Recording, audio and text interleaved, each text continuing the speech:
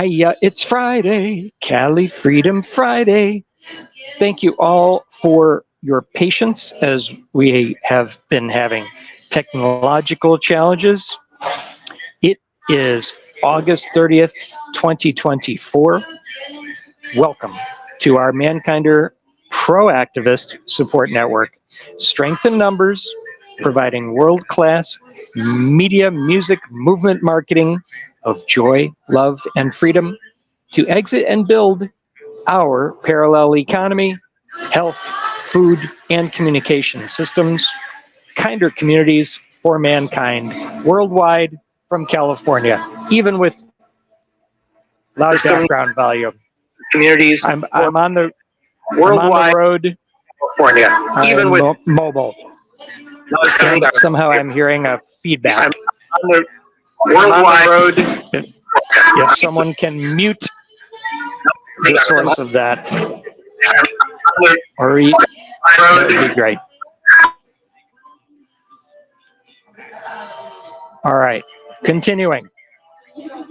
Today, we are honored by Reinette, founder of SaveOurSkies, using a multi-prong approach to stop geoengineering by Civic Engagement, CE, and FYI, I love acronyms. S.O.S. is taking the biggest geoengineering perpetrators to court while coordinating an army of concerned citizens or civic activists to utilize our individual and collective skills. The SOS CE strategies include online meetings, social media communications, public speaking, and sending notices of liability to our representatives. Yes, NOLs, as championed by Cal Washington of InPowerMovement.org and David Jose, rumble.com/user/Dave cares for you. Without further ado, welcome to Reinette. It's an honor to have you and rolling with us. Reinette, it's an honor to have you and rolling with us. Okay, I'm hearing a massive. It's an honor to have you and When you were muted, Reinette, we didn't have the echo. Do you have two gadgets going, two devices?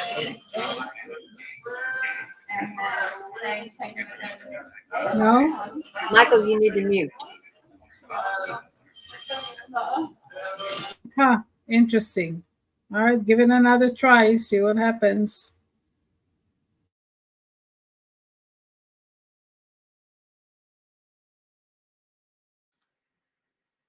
Reinette, you're muted. Okay, so I see what's going on. I had the live stream popped up. That's why it was on another page. Oh my God! Holy cow! So sorry, folks. I was wondering where the hell is that coming from. Hi, everybody. So thank you, Michael. That was in stereo on steroids. Sorry, everybody. I understood what you had to say, though. So I'm really excited to have you all here, and I'm glad I have the other page closed down now.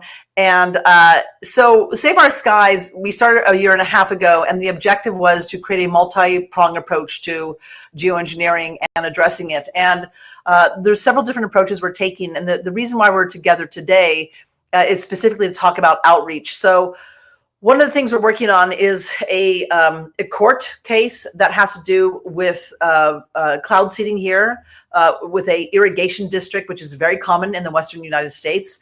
There's hundreds of thousands of acres, miles that are covered in cloud seeding programs. We're pursuing that. And then the other thing is we're working with Cal Washington. And this is to do a notice of liability. This is a 36-page document that Cal Washington and his team has put together. And that is really an extraordinary amount of work. I've only read half of the notice of liability when Cal was showing it to us, and it was really quite extraordinary. So what we're doing is we're spending these next few weeks into the second week of October to really teach people about what we're doing, get them on the same page, do a lot of outreach to influencers and to different networks and Facebook groups and so on, have all of our social media and our Instagram together as well, some tweets and so on, and then just keep going out there and educating people and sending them back to Save Our Skies and letting them know about the Notices of Liability. So there are 6 different entities we're going after. The first one is the U.S. National Science Foundation. The other one is Harvard. They do a lot of research. They, of course, work a lot with Bill Gates. And then they also have what's called Keith Davids and Ken Caldera. They're part of Pfizer. Pfizer is Fund for Research, Climate and Energy, Fund for Innovation and Climate and Energy Research. And they all work in tandem. And Bill Gates funds them a lot out of his own personal income. So I think that's it. I don't think there's, I know there's Open Society. George Soros is, of course, Open Society, of course. So part of what we want to do is do these notices of liabilities, start shooting them off in the second week of November to put them on notice that, hey, we know who you are.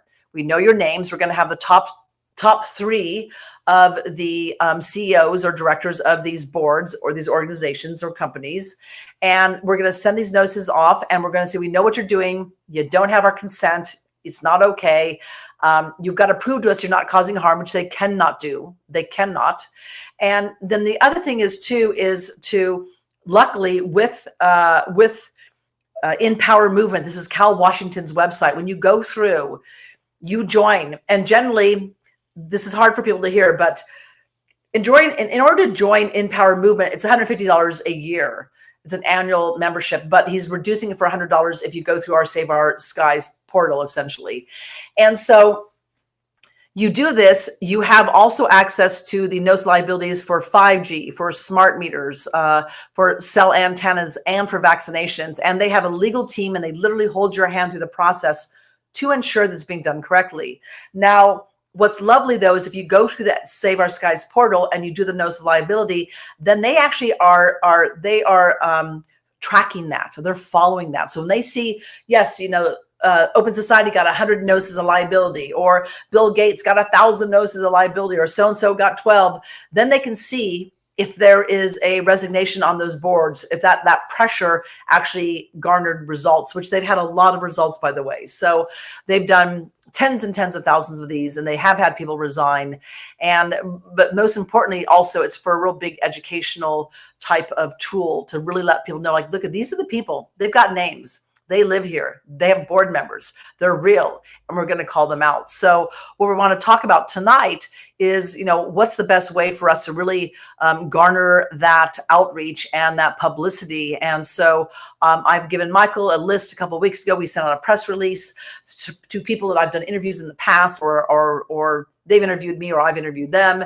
And I've been doing some interviews and trying to get everybody on board to realize what's really going on. And luckily, and I have to say, we're talking about the Unity Party earlier about Trump and Bobby Kennedy.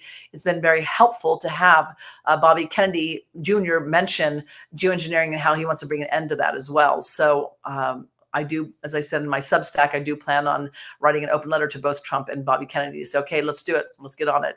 So I would love to have your feedback, brainstorming. I'm all about the collective genius. We have plans, but I always believe people have even better ideas than I do, certainly. So we want to bring this forward to you guys to see what concepts you have, ideas you have, outreach, people, influencers, who can we talk to, what can we do, what has worked for you in the past, what has not. And that's in a nutshell.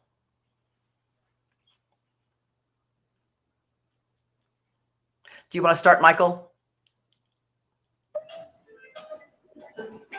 Thank you. Yeah, I keep going back to my favorite thing, which is let's make videos.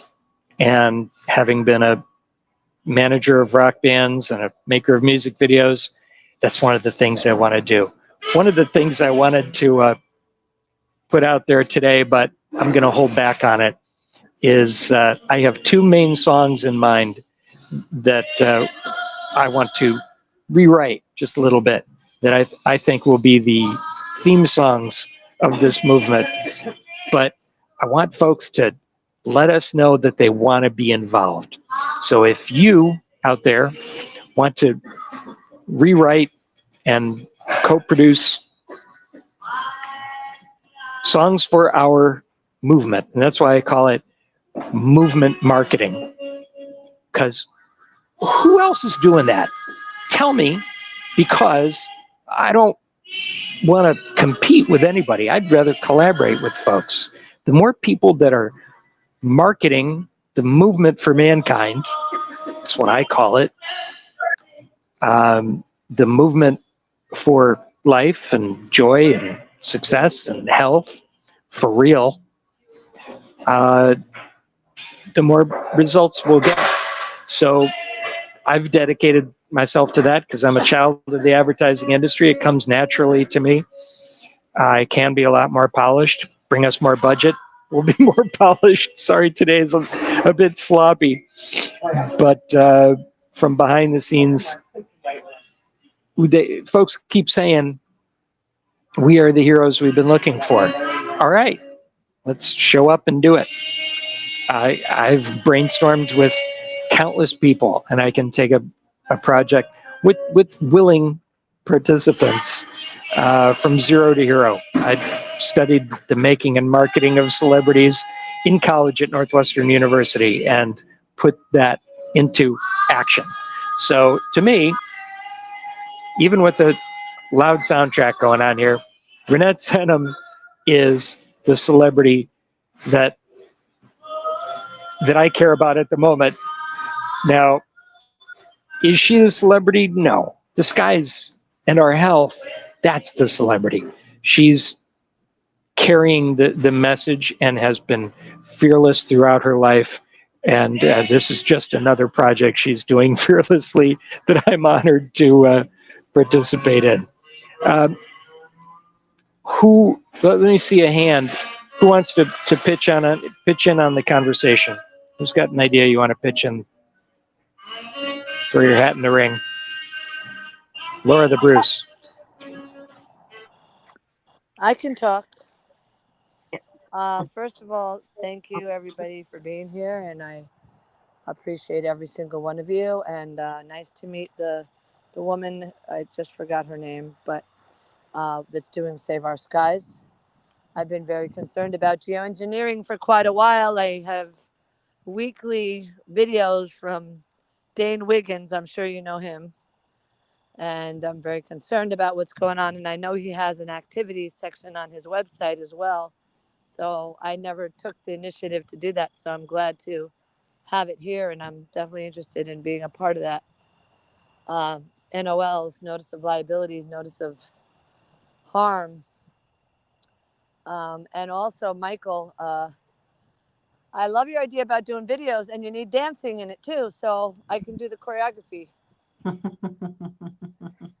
Because I really do feel that part of this movement, whatever you want to call it, whether it's mankind or just that we're creating a new way, of love and compassion and healing and wisdom and courage and strength and faith and sovereignty. That the arts are very, very crucially important to have as part of this movement, because the arts definitely touch people's hearts in ways that just words can't. Mhm. And it gets people involved with people who wouldn't even necessarily be involved, but they get attracted to the music and the dance and the images to unite us. I mean, they might be on the edge or something, and they would be tipped over with the arts. So just wanted to share that, and thank you. I yield. You know, one of my big questions is, so many of us obviously care a lot. Whether it's geoengineering, cloud seeding, or chemtrails, it doesn't matter what it's called. They've been doing it since early 1900s, if not in the 1800s, when they started doing the research. The question is, for those who are not awoken yet to this factor, is how do we get people to actually care about the air they breathe? How do we get people to realize that the sky is the most important thing other than nature, which it's part of our nature? I mean, we can do all the videos we want. We can put all the documentation, the studies, the research out there, but most people still do not believe that this is, one, an issue, or two, that it's even happening. We have to figure out how to unlock that door in everybody's mind to care. People have cared about nature for a long time, but are people still really doing anything about it other than climate activists, which I was for a while? That's my big thing. How do we find that lock and that key that unlocks people's serious interest to realize that the air they breathe is at risk and has been for a really long time?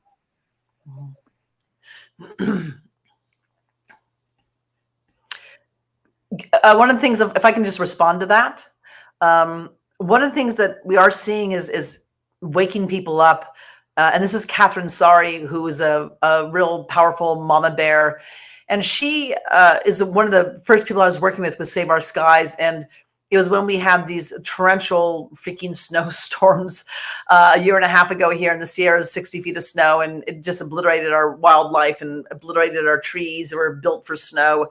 She collected the hail and rain samples, and of course we found lots of, high levels of aluminum and strontium and barium and so on. And what was very interesting was at that time, her family just thought she was wackadoodle. They're like, they just thought she was crazy. And when she got the lab results back from the rain and the hail samples, and she showed them all the aluminum and so on, that actually turned them. They were like, what the heck? And that's worked with supervisors too, county supervisors. That's actually also worked in some of the agencies like water air quality boards. And so it's one thing to see some lab results from, let's say, Mount Shasta or somewhere else, but when you see the lab results and they're in your town, your community, your backyard, and then you say, by the way, you're breathing this, you're inhaling this, and so are your children, and you can't escape it, nothing can escape it, here it is. That has worked to get people's attention, interestingly enough. And then the other thing I think that's important, which I did hit upon a little bit, I was on the 3 Zooms yesterday. I don't know if I mentioned it last night or not, but I was talking about the documentary, let me know if I did say this, called Thrive, that Foster Gamble put out originally in 2011 with his wife, Linda Gamble. And in this documentary, he was talking about and relaying a story where it was back around, I think, when Bush Jr. was president. They knew that they were going to spray the Bay Area for some kind of, fruit fly or fruit moth or something. And they found out that it was going to sterilize essentially the whole entire, East Bay. He was so upset by this. He went to his wife and he said, how are we going to tell people this? I mean, this is going to scare them so much. It's going to close them down. And they're going to freeze. They're not going to do anything. And she said, her analogy was like, well, honey, this is what we need to do is you say first, oh, look at that bowl of cool, fresh water. By the way, your hair's on fire. So the point is that you present the solutions and the avenues forward and the way out of your painted corner before you really go into the deep dive of how serious things are. And that is a psychological thing. So people can hear what you have to say because they're not going into fear. When they go into fear, that part of that brain, it closes down. And so you present the solutions first, you inspire them, you let them know they're not alone, that we're in this together. And then you show them, okay, now look at this, and then they can accept that, because they've already been informed about, but this is what we can do about it. So there's a little bit of psychology, I think, behind it. I hope that answers a possibility. By the way, I'm open to other possibilities too. No, people need to hear that. That was perfect. Okay. Yeah. Absolutely. Another aspect of psychology is instead of lecturing people and telling them, asking questions. Yeah. Asking them questions and allowing them to answer, and asking deeper questions and allowing them to answer. And so then people are empowered to come to their own conclusions. And that's much more powerful than lecturing them. Yeah, they own it. Yeah. Right. Very good point. Yeah. So one of the things that I'm trying to understand is the formula that it takes to get to most people. Because, and I use my daughter kind of as my what do you call it, Rosetta Stone, because she wants a good world, she wants justice, she wants peace, she wants to be happy, but she doesn't understand what's behind what's going on. And so trying to talk with her about it it's like anytime I get to the point where, you know, honey, it's not just a bunch of evil guys that are greedy. There's a whole nother spectrum of energy and entities that are involved in this that are affecting us. And that's where I lose her, because she just can't hear that. She can't go there. It's too scary. And so what I've learned in my life is that most people can address this because they are petrified of what's going on. They don't know, they can't see a solution because it's just too frightening. And so in a lot of ways, I think the word that came to me a minute ago is that we're becoming midwives to trying to bring people to a place where they can deal with this. But also have to understand that there's so many people that simply are not going to deal with it. They can't hear it. They're never going to go there. And so we have to lean into those of us who do know, do understand, and can take actions and hold space for the rest of us. So I call myself an inspirator, and everything I write about is encouraging people, asking them to find their courage, step up, even if it's just, you know, something in the community. Just start in your community and do something there. And sometimes I feel like a hypocrite because I really am not involved in my community at all. I'm sitting in front of the computer most of the time writing and creating things. So, but I'm also a hell of a networker. And I think Michael, satire, we have to incorporate satire into your videos because people need to be whacked upside the head just a little bit and then make them laugh, you know, and then you got their attention. Did anybody see? Did anybody see the recent commercial that just came out for the Trump derangement syndrome?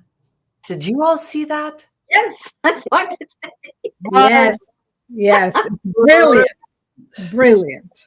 I have a copy of it. Maybe I can go get it if you want me to play it. So I have to tell you guys something very funny. Okay, so speaking of empowering people, teaching people, so on, and reaching out, I heard a plane fly very low overhead a moment ago, and I just jumped onto Flight Radar, Flight Tracker, and I come to see that somebody just flew from somewhere right smack dab over my house. I don't know if you can even see that. Oh, I doubt it. And that got over my house and they went back the other way. It was like the weirdest thing. It's like it's almost like they must know what we're talking about because they literally went from their beginning point, flew to my house, turned around, and they're going back. I'm like, is somebody speaking to me? Is somebody trying to get my attention? It's the funniest darn thing I've ever seen. Literally over my head. And that's over my head. They did an abrupt turn and they went back the other way. It's kind of funny. Funny world. I call them the gremlins. Yeah, totally. It's really something. I'm gonna have to take a photo of this, a screenshot. But I think I think you're onto something. I think that doing a video that it can poke holes at it, make fun of it. Also, I think too, a lot of you talk about these dark entities that your daughter doesn't even want to, think about. And I do know that these things are built upon fear. They love fear. They eat fear. And so I think laughing at them and poking fun at them and making fun of them, and just saying like, look, you've been trying to kill us the whole entire time and we haven't gone away. I mean, you're not going to. We should be dead by now. And, it speaks to the human spirit. But I just think that I think we're onto something, videos and poking fun of them. And as I said, like the Trump derangement syndrome commercial was one of the most brilliant commercials I've seen in a long, long, long time. It was like, wow, that's fantastic. We need to share that someplace. I see a chat, but I don't see how to access it. Michael, maybe there is a chat on the right hand side. It says private chat. If you type in there, yeah, but if I we'll click see it, on and then I can share it on screen. It doesn't do anything. Maybe not today.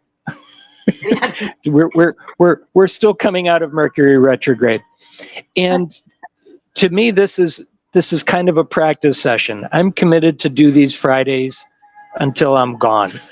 So every Friday at 6, if folks want to get together and brainstorm and make this a work group where we'll take notes and bounce ideas back and forth.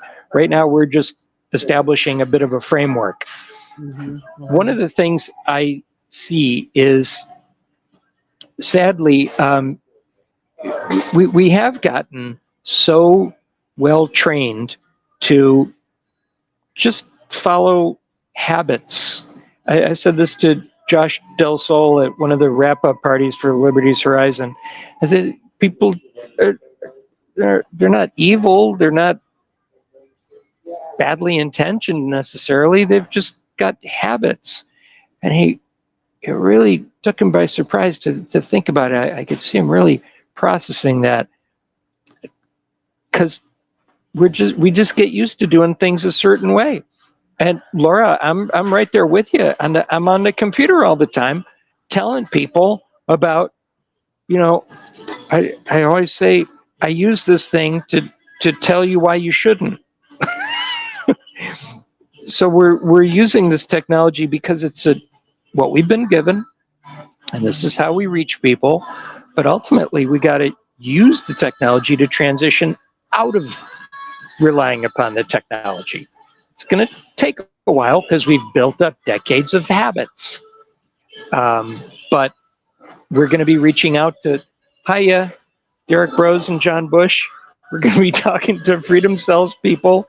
Daniel Mentz has been typing that in on your Substack over and over again. I love that, because that's how I met Daniel, is through Freedom Cells. And then through me, he became co-creator of Sacred Honor Entertainment, the Sacred Honor Educational Fellowship through PMA Weekly. And Reinette, you came down to San Diego for our big event, and you're one of our 30 speakers. And a lot of connections are happening. A lot of it's behind the scenes, and a lot of our resources are undercapitalized. We've got Freedom Cells, and we've got the potential to do a lot more.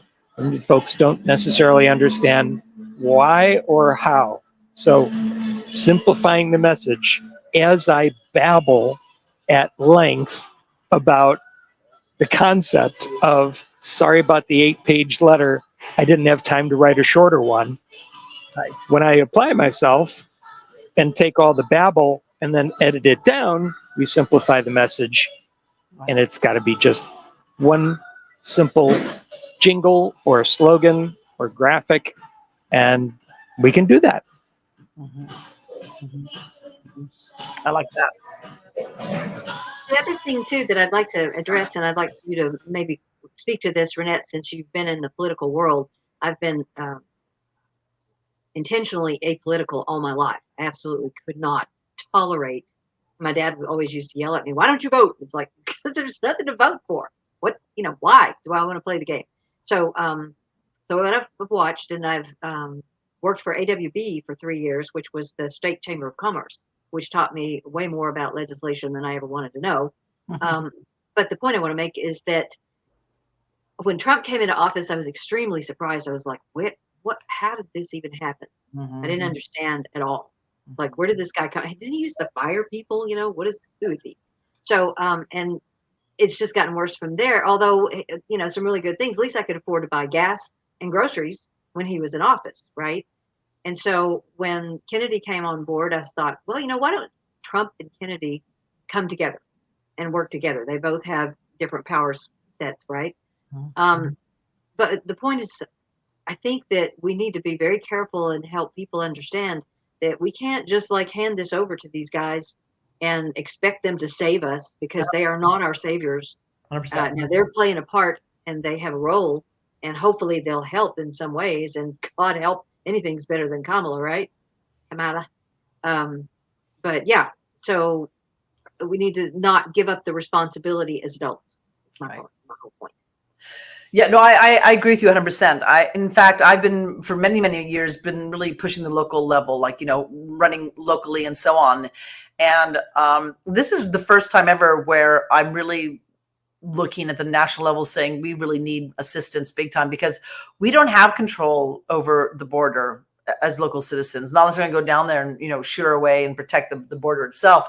We don't have control over the WHO and their pandemic treaty. We don't have control over the CCP, invading us and so on. We don't have control over all of these different type of things, but beyond us, or Israel, or the Third World War, all these things. So those are the things that they need to tackle. And if they can tackle those things and keep those off of our doorstep, then we can build the world that we want. And that's what I've been doing for 20 years. I've always been a hands-on person. And I learned many, many, many years ago when I was crossing Alaska by myself in the dead of winter. I ended up cutting down 3 trees and built a canoe in an Athabasca native village. And everybody thought I was crazy until they started seeing me build the canoe. And then they wanted to be a part of it. They were like, well, here, let me help you out. They wanted to be part of that. And that's where I learned about the collective genius.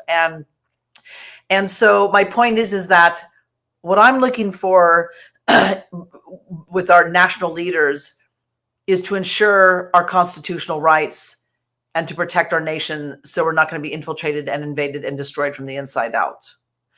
And to ensure that, they set the standards to ensure, for me, 7 generations from now, clean water, clean air, clean soil, clean food, all of that. If they can do that, then what our role is, our job is at the local level, is we build the world we want. We go out there and we increase and we support the local legacy farms, right? We go out there and we make sure that we support the mom and pop businesses, and that we go out there and we go to those city council meetings, or we run for city council, and we stop the proliferation of the 5G antennas and so on. And so we need to do that. But this is the first time that with, for instance, the border, that we are running a very dangerous risk that, like, for instance, I've started the organic farmers market in my town in 2008. I used to do these beautiful farm to table banquets on a blighted, overlooked street in downtown Nevada City, and I transformed it into a magical little paradise for the evening. I've created warming shelters for the homeless, and I've done all this. But the problem is if our streets are run by Venezuelan prison gangs, we can't build the local economy any longer. We can't build the local food networks any longer. And so I've been watching this, and I've actually been terrified, and I don't scare easily whatsoever. But the southern border being busted open like it has been, it's been a great concern of mine. And so what I'm looking to from the top is to wrangle and rein all of this back in, so that we can go about our business and at the local level. And that's what I've been all about for 20 years. Is I realized back in 2004, I can't go out there and change the world, but I can start changing the world from my own backyard. And I've set that example a lot, and it has worked. I've had great impact, but now we're facing a much larger monumental threats. So no, this is never. And I'll have to say, Laura, that we've let go of the steering wheel for a long, long time, and we've got to get a handle on it again. Well, and another thing I'd like to bring up is I've been trying to get an audience with G. Edward Griffin, and I did talk with him a few years ago. Now, he has a program called Freedom Force International and his Red Pill University. But the man is, into his 90s, and I'm sure he's a little tired by now, even though he's still, a powerhouse. And I've actually spoken with his daughter-in-law, Leah, trying to get an audience with him. And it's like, you wanted to start these things, and how do we get them started? And give me some tools to work with here. But one of the things that I feel like we need to do, and I'm wondering if there is such a thing, is bring everybody together. Start networking. The different organizations need to network together. Like, okay, what are you doing and how are you doing it? Let's do a formula. What's an outline for that, so we can implement that in other areas, rather than everybody scrambling around trying to create something that they have no idea what to do. It's already done. Why don't we, I would be happy to start putting together a list of all these organizations, Derek Rose and the Freedom, all these guys. There's so many people doing things. Right. So how do we pull it together? Right. And you got no response. But I actually reached out to him about gosh, I would say about a year ago, actually. And I met him and his wife, and he said, yeah, here's my card, call me or text me, email me. And I did a couple times, and he never got back to me. Yeah. His wife's been sick too. Oh, I didn't know that. Okay. Yeah. So I think there's, there's always the mortality factor that's coming in play. Right. And I don't, and the thing is too, is that, in fact, I had somebody here right before we went on, and a friend of mine, because he showed up saying, hey, I'm a little worried about the things I'm seeing. And we were just talking about the need for us to create these little cells, essentially, where, let's say the power goes out. Let's say the migrants do show up on our doorstep. How do we protect ourselves? And like, we're talking 24/7. And so we're going to be getting together and creating, our own little local cells. And I don't know how long, I don't know if, and I do hope and pray that the grid doesn't go down, the communications doesn't go down, the internet doesn't go down, and if it does, I do tell people, like, think like the Starlings. I mentioned this, where, you really are aware of like the 5 people around you, or the 5 neighborhoods around you, or the 5 cities around you, or the 5 schools, or the 5 churches around you. And you really get in tandem with them, and you communicate, and you're really nuanced, and you're tied into them, and then they do the same thing, and they do the same thing. So that's a way of doing it too. I mean, what's good about that too is that I find it really, really hard to connect people online like this and make it really stick. Whereas, as we know, in face-to-face connections are much deeper, right? And then when COVID struck, we started holding Monday night dinners early on in the spring of 2020, and we've had those Monday night potlucks, and we just kind of started wrapping them up a couple months ago. We still have them now once a month, but we did that for almost 4 years. Actually, we did do it for 4 years. And by meeting these people face to face, breaking bread and being there so we can, cry on each other's shoulders or laugh or whatever, has built a really, really strong, unified network of friends that whenever any of us need anything, even if we haven't talked to each other for a few weeks or months or whatever, we call out, they're there. So I also feel like, we can reach out really, really far and try to get everybody together. But many times it's like really just, it's that face-to-face connection, which I think a lot of us, and I know I am, we're burned from the screen. I mean, I'm burned out from the screen. There's been thousands of hours on the screen. And so I think also kind of thinking that way, and people will ask me, well, like, what do you do? How do you do it? I'm like, well, believe it or not, starting a community garden is a really great way. Going out there on your sidewalk or an empty lot and planting sunflowers. And then as people are passing by, you get to know them, you strike conversations, and you get to know each other. And so there's things we can do like that. So I don't know. We can try reaching out to all these different folks online, but I don't know. I mean, I'd love to hear people's responses if it's going to have the impact we want, because and the other thing is too, is also setting the example, like showing people, like, not being as concerned about like having a network as much as like just being a beacon of an example of modeling, like, look at, this is how you do it. And people are like, oh, that's great. Have you ever seen, oh gosh, I would say 12, 15 years ago, a TEDx video came out, how to start a movement. And it showed this guy dancing on the grass at a concert. Yeah. It's not about the leader. It's about the second guy. The leader, the second guy comes, the leader doesn't fight. He doesn't compete against him. He just shows them the moves.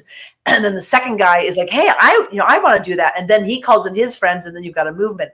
And all of a sudden, literally all these people start piling in, running across the fields of grass. And there's like 1,000 people within 3 minutes. They're all dancing together spontaneously. And so, I mean, I think it's hard. I think it's hard to really, really intrinsically meet and connect online and do the work that we need to do. And so I'm just going to kind of challenge everybody. Like, there's a point where we have to get out of our armchairs, and I was very much out of my armchair until COVID struck, and then I got stuck into it, and I'm still kind of there a bit. But I think we have to really start thinking about, like, how can we connect to people and build the community that way, and the network that way, and then set an example for the next neighbor, the next neighbor, and the next neighbor, if that makes sense. I hope that makes sense. Yeah, I think that's certainly probably the first most important thing. But mostly what I was thinking of is that, these systems are created like what the Freedom Group is doing, the Freedom Cells, right? And they can only get it out there so much. I mean, one of the biggest problems is because of the censorship, and is that getting your information out there. I've got 2 beautiful websites, I don't even know how to promote them because SEO is just crap. You know, you can't even forget it. It's not even happening. So it's all got to be organic. So I'm also part of a writing circle group that we're starting a newsletter to try to create some movement to get people more connected. So yeah, I think it's just, I don't know.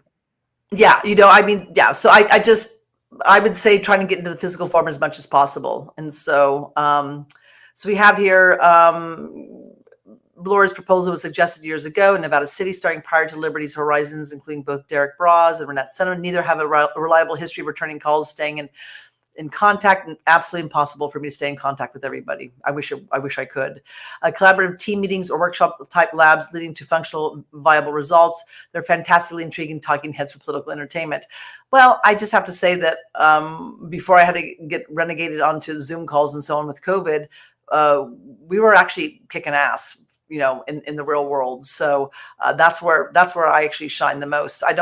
This is not the way to do it for the most part, if you really want to make it stick. So, and yeah, I will never be able to get all my communications out. I'm absolutely overwhelmed by all of it. So Michael can tell you that. So, yeah. Absolutely. I've heard from many people, oh, I sent so-and-so a message and they never got back to me. And then that gets held against that person. And I said, well, can you send me what you sent? And did you send it only once? Because that's a really busy person. And similar to what we were saying about RFK Jr. and Trump, how about we support those people and their claims and also hold them accountable to their claims, but maybe they need help rather than blame. Yeah. Because sometimes I'll see what somebody sent to somebody. I'll look at stuff that I sent from my past and go, oh my God, what a sloppy mess. No wonder I didn't get a response. It didn't look polished and professional. You know, so-and-so gets thousands of messages. They're a super busy person. Keep trying. Keep at it. They had a geoengineering webinar early this winter. And people keep saying, Reinette, why aren't you part of that? Why aren't you in that? I mean, they're talking geoengineering. You should be there. I'm like, I don't know. I don't know. I mean, I should be there, but I don't know. They never invited me. I come to find out afterwards they had invited me. They reached out. I never saw the invite. I'm like, you know, I'm so sorry, but I'm telling you, it's hundreds and hundreds. Perfect example.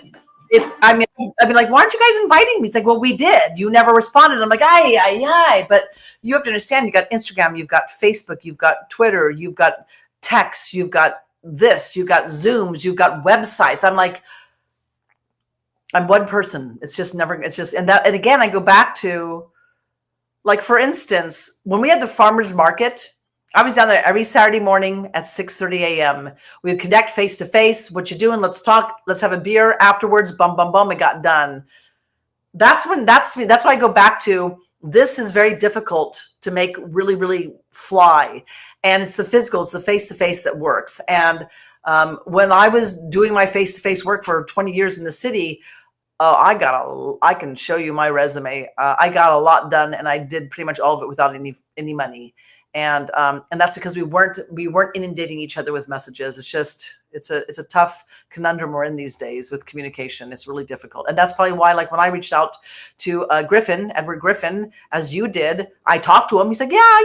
I emailed him. I emailed him a few times. I never heard from him. Am I mad at him? No. I'm like, I'm sure, being who you are, you're probably inundated. So, you know, live and let live. Yeah.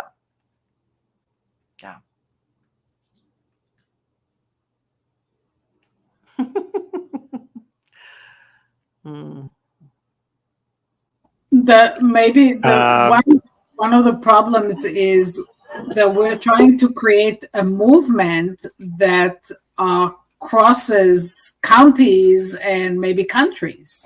Yeah. So you can't do it all with face-to-face. Yeah. You have to rely somewhat on online, but maybe we can encourage people to create cells just like freedom cells. Well, how about cells where you guys, what if, whether like there's cells where, for instance, you, you're like, okay, we meet tonight, but then we go out there and we work on a community garden, right? Or we work on some specific tasks that we all try to undertake, something like that. So you put it into the physical form. Because you're gonna catch a lot more people that way. For instance, if you're out there, let's say planting things, doing things, you're in the physical form, you're going to inspire more people, motivate people, connect with more people that way than you will trying to email them, trying to text them, trying to whatever, get them online on Zoom calls. So perhaps it's a combination of both.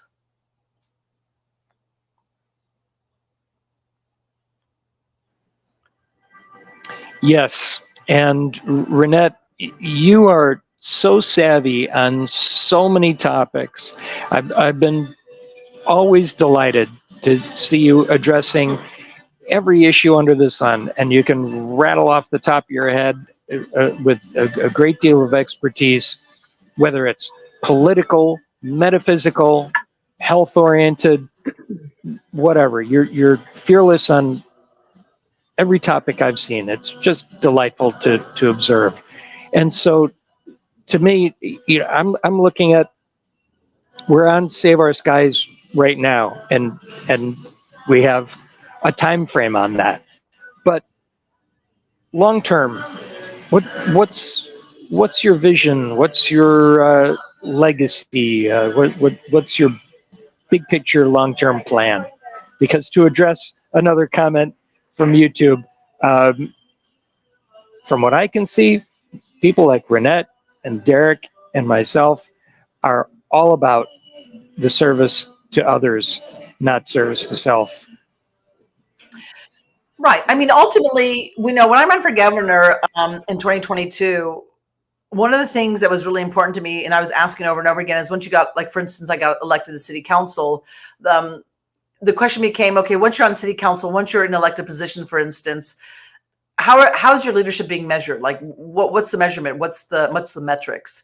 And I was looking for that answer for a long, long time. And so you can say, well, if a person's reelected, there you go. That's the measurement. They're doing a good job. Like, that's not a measurement whatsoever. And that's where I started talking about the 7th generation principle, which is that should be our measurement. That should be our goal. So, you have the Constitution, which is the anchor, right?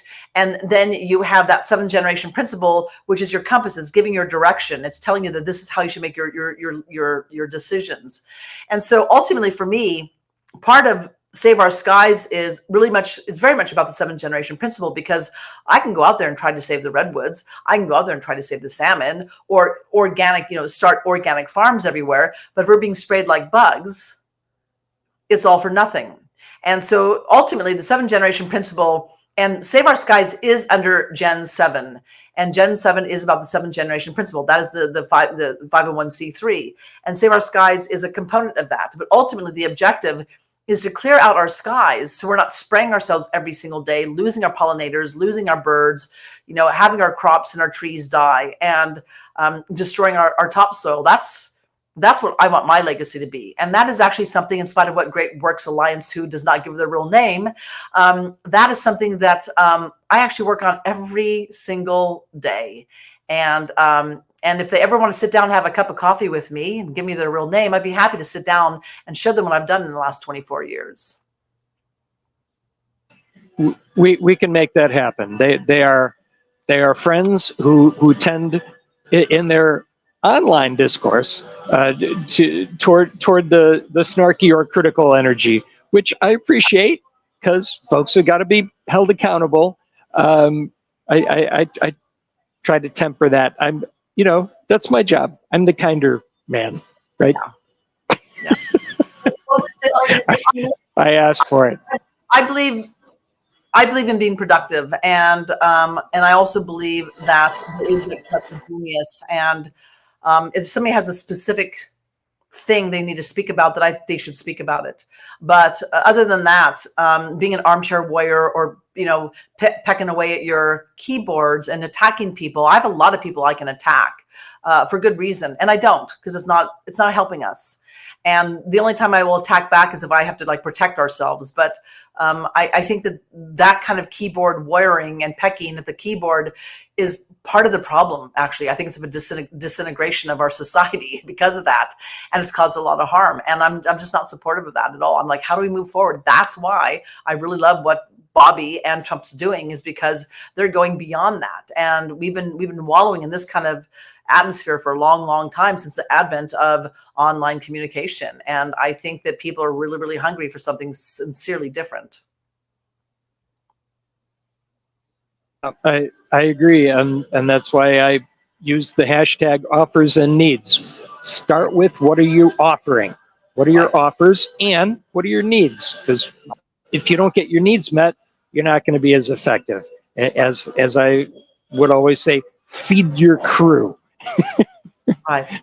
Make sure they're, and I've been to so many local meetings where they are, God bless them, talking about the problems, or talking about ideals or interesting things. So we can watch videos about Sasquatch or Tartaria or Fauci, but I haven't met any one of those three. I want to know what we're doing together. What are your offers? What are your needs? How can we collaborate together? So for one thing, I feel we need more social media experts, and that's something that's been very, very popular. So I would like a team of social media people who can help me take my general concepts, and they can say, well, here's the magic words, here's the keywords that really get clicks, because I don't know those statistics.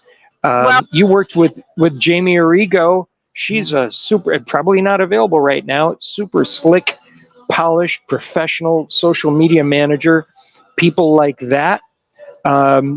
There's a lot of them, and I would love to have an army of those folks, and make sure that we're crowdfunding for them, or compensating them, or praising them and ennobling them to bring that effective messaging out there, so we have a refined presence. Well, if you want to That's just one thought. Right. Carol wants to mention something. Carol.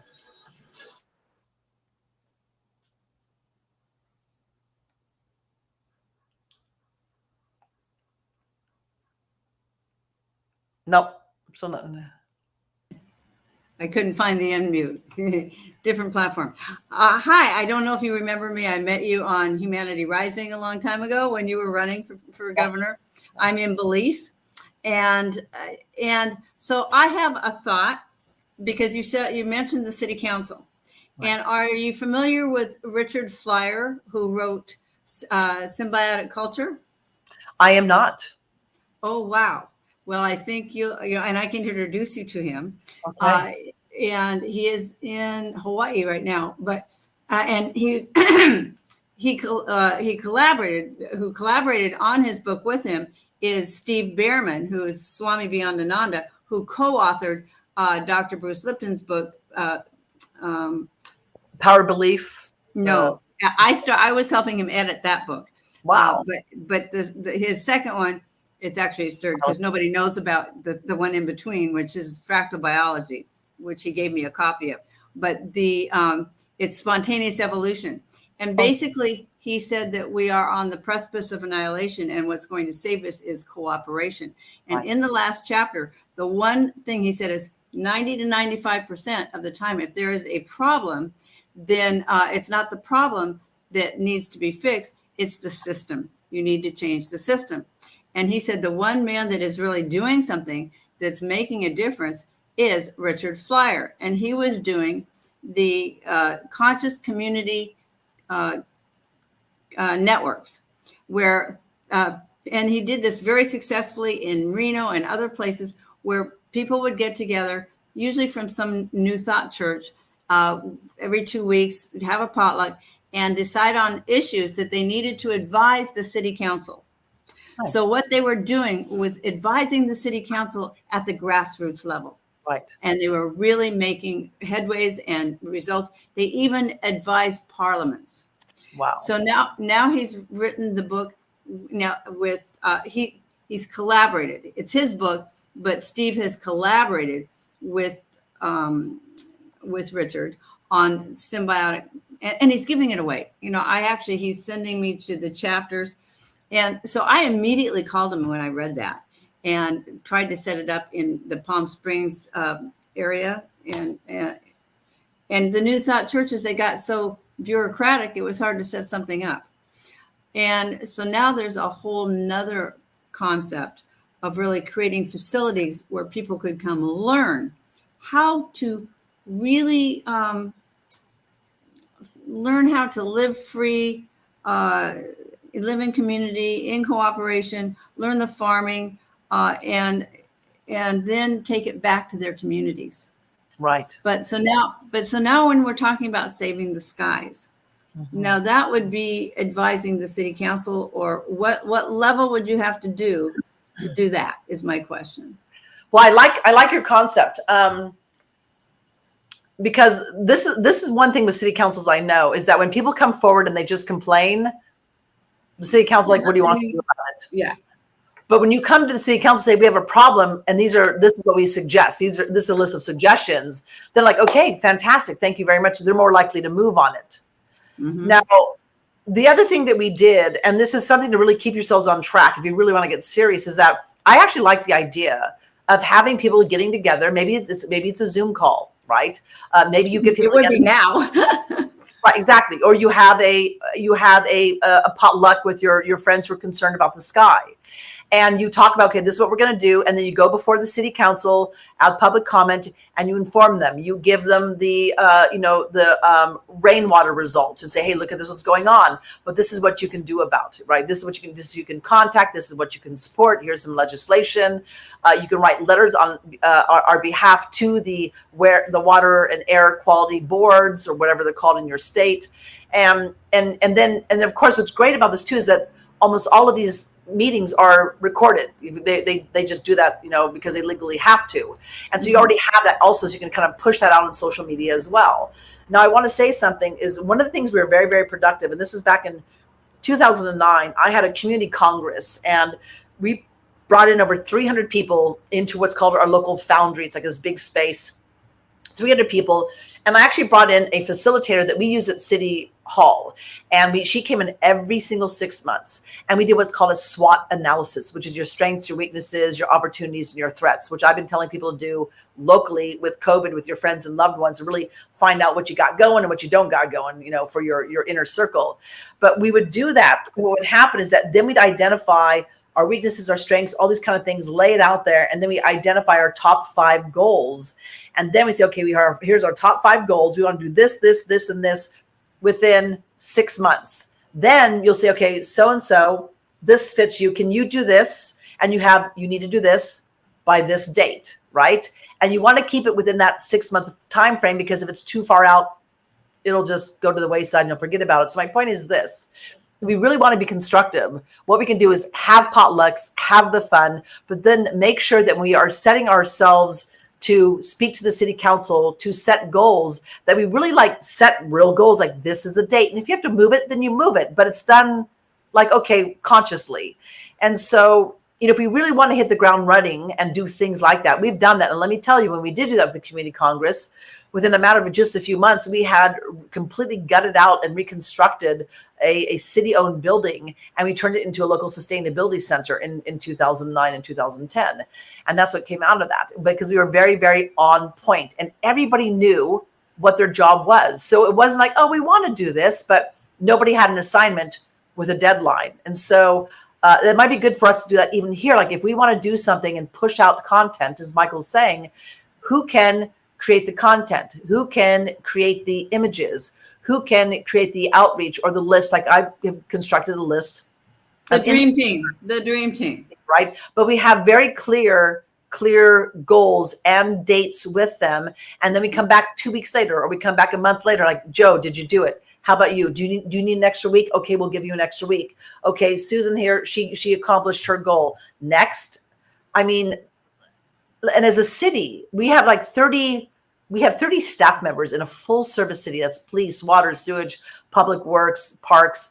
And you have to be a well-oiled machine, because we have $4.5 million to run a full service city. And that is fire and police and everything else and old pipes. And we did this because we had strategic planning every 6 months, and it forced us to reevaluate everything and then have very clear, concise goals with a person who's going to do what by when. And it creates momentum. Well, it lights a fire under your ass, because you've got to report back and you've got to do something. So yeah.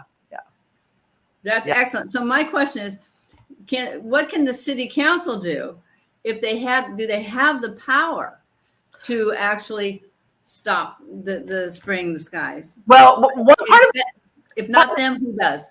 Well, okay. Part of it is an awareness. One of the other things you can do is you can go. It depends on how big your city is. Like, for instance, we can go to our city, or we can go to our county supervisors. Our county supervisors, if we educate them, say, "Hey, look this is what's going on, and this is who should be testing the air, testing the water, the air quality board," or whatever it's called in your area, your state. And then what you do is you teach them and you become their friends. We do this when we go down to Sacramento and we lobby. We give them really good, solid information, and we become friends with the legislators. And you tell them, like, this is the problem, and these are the letters. We'll give you a template of what you need to write to the air quality board. Like, we have air quality boards in our county. They have an office here, and we can start having the county put pressure on them to start testing and being aware of these heavy metals coming out of the sky. And then can they do something? Do they have the power to say, hey, not over our skies? 100%, yes. And so does, like, for instance, so does the California EPA. So you can do the same thing. Write letters to the California EPA saying, hey, we've got a problem here. I mean, literally, Catherine Sari went to the CARB, it's called CARB, the California Air Resource Board, and she showed them the results. Like, look at all these heavy metals coming, it's in our rain. And they're like, oh yeah, we don't test for that. We test for particulate matter only. And it's just like, well, okay, well, maybe you should start testing for that, actually. And that's where your county supervisors, that's where your city councils can start putting pressure, because they'll have more power and more influence over those commissions than you and me individually, if that makes sense. Mm-hmm. Yeah.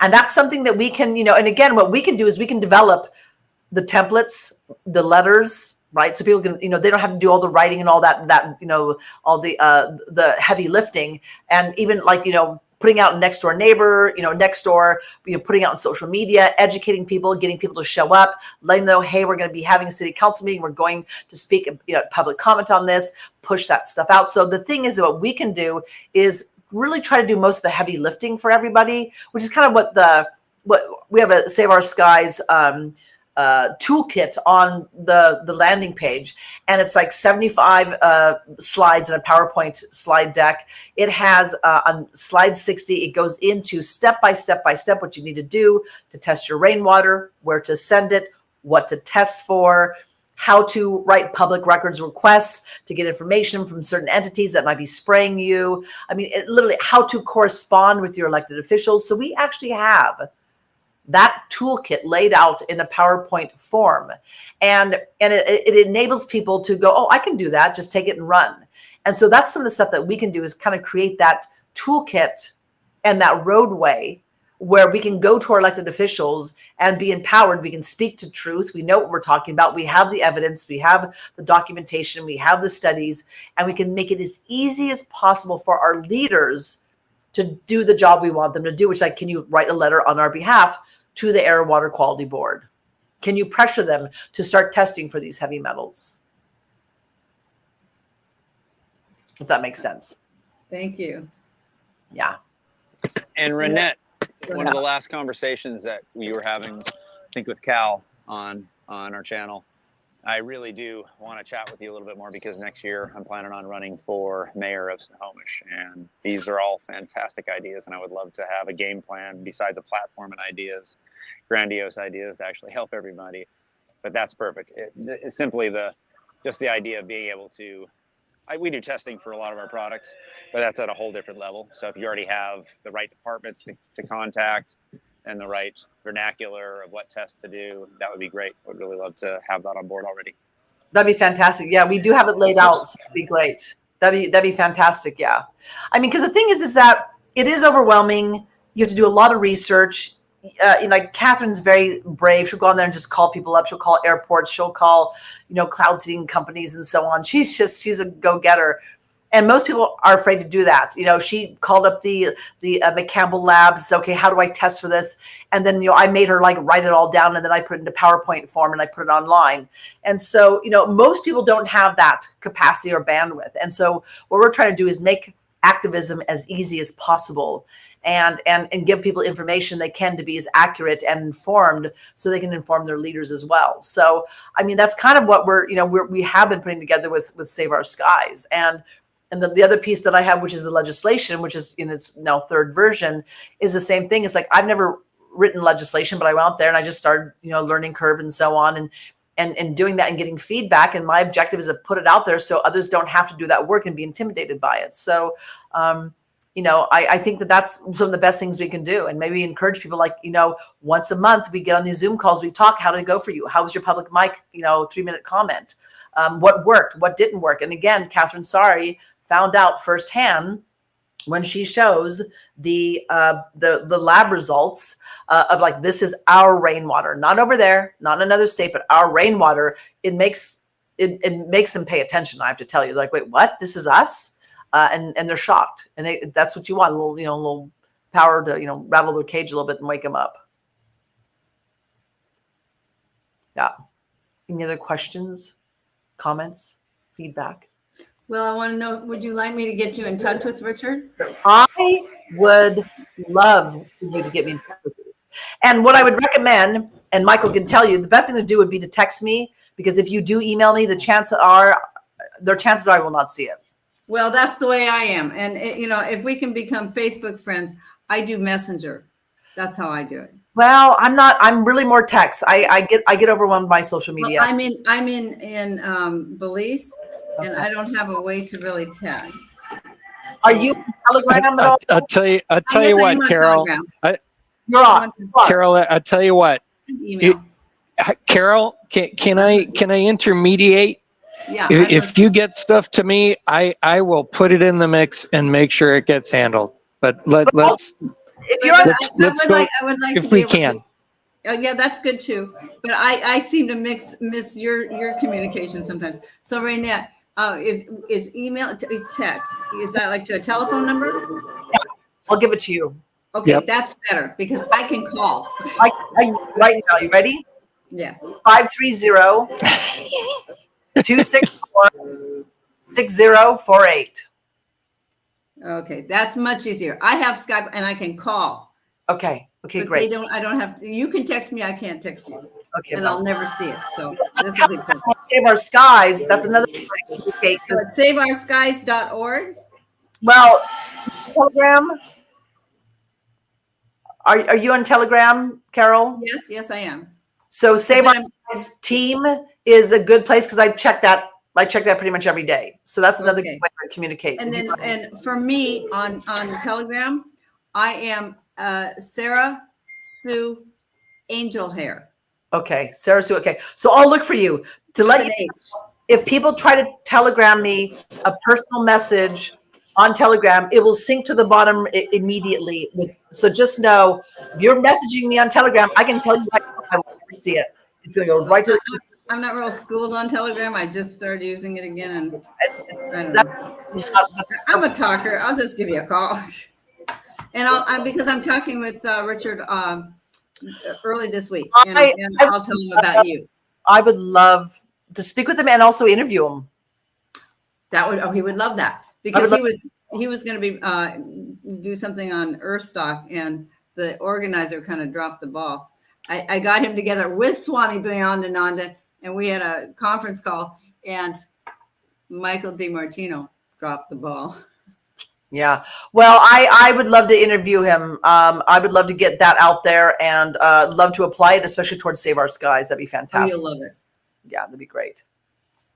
Great. I think my buddy here would like to say something. Please. Hey, Hi. I'm hearing some very good constructive ideas that are kind of geared toward what can be done at the local level Yeah. to affect change at the local level. But you're applying it to situations whose point of origin is way, way up the ladder. That's right. And being able to affect some of those topics Mm-hmm. from the local level is actually going to be extraordinarily difficult because it's been set up to disconnect people at the local level from being able to do anything about it. For instance, when you talk about geoengineering programs in the skies, these are military intelligence operation type origin that the local level has no way to affect that. 100%. And even when you start talking about elected officials at the higher level, they've all been bought out. They've all been made to be part of this system. So it's going to be very hard at the local level to affect programs that have their point of origin way up the ladder. But I understand you have to start where you feel you can make the greatest effect, which would be at the local level. But I don't think you're going to be successful addressing some of those agendas that go all the way to the top of the power structure on the entire planet. Well, I want to say to you're do what you can. You're 100% correct. So let me tell you our approach. We're trying to build a public swell of awareness about what's really going on, so people can start putting pressure at the upper levels, right? But one of the things we are pursuing are the cloud seeders. The cloud seeders have been doing cloud seeding for decades, absolutely 100% unabated. We did a public records request on the Tuolumne Irrigation District. I wrote a beautiful public records request. They responded to us on August 16th and gave us very little information, but the information they gave us actually showed us clearly that they were not abiding by the California Environmental Quality Act. And so now what I'm doing is I'm going to go out there and I found some different nonprofits, and this is in the Yosemite area where the Yosemite trees are dying, right? They're being sprayed all the time. So I'm going to some of these nonprofits that are out there to protect Yosemite, to say, okay, well, you guys, are you willing to take this on and take this to court? We have the evidence. We've done the public records requests. We are starting with a low-hanging fruit because people have assumed and believe, A, somebody's monitoring them. There's some agency overseeing them, which there is not. And B, these things are safe, cloud seeding, because it's been going on forever. It's not. So we're trying to prove to people at that level, which is a very local level, but let me tell you, there's a lot of cloud seeding going on, and it is damaging us. So that's it. Now, I know for a fact that there are clandestine programs, as you have said, and there is the military and the DOD and God only knows who else. And all I can say is I'm so beyond damn grateful that Bobby Kennedy is acknowledging this and has the ability to hit it from the top. Because Are you sure? Oh, yes. That he has the ability to do that. Well, let me put it this way. He has the legal ability because he's been in the court system and he's been very good at that. And now with the Chevron doctrine happening, right, that decision, that's given us a lot more power than we used to have for decades. He knows that, and we can now go back there and start reversing some of these things. But if Trump does win, and I'm praying every day this is the case, I have no doubt that Bobby can assist us in reclaiming the skies and start getting that ball rolling. I have no doubt. And it would absolutely 100% take a special commission. It would, because it is a beast. Is anybody talking about getting rid of Vance and doing a Trump Kennedy ticket? I wish. I'm not a Vance fan. I wish. But that was my dream all along. Yeah. All along. When he first put his hat in the ring, I thought, yeah, he just needs to get together. And that would be novel, where you have different parties getting together because we're all one. And it's the platform for truth. That's so novel.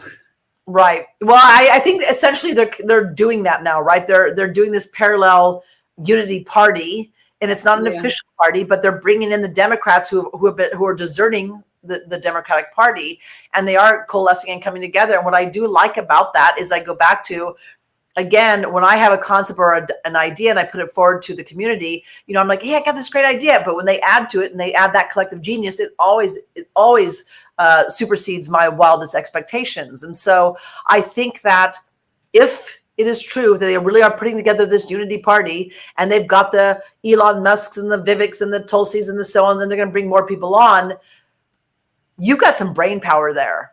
You've got some real brain power there. And I think that I got chills. Yeah, that's our best shot. So, what I can do is work from the ground up. That's what I can do. I've also written legislation that, by the way, does have, just to let you know, it does have the military component in there saying, sorry, this is not just for the organizations, the businesses and Evergreen and all these other companies and cloud. This is actually for the military as well. You do not have the right as a military to poison your citizens and spray them. So that is actually also in the legislation, and that's something I put together to bring to the top. But again, it's going to take some powerhouses to corral those clandestine programs, out of the sky.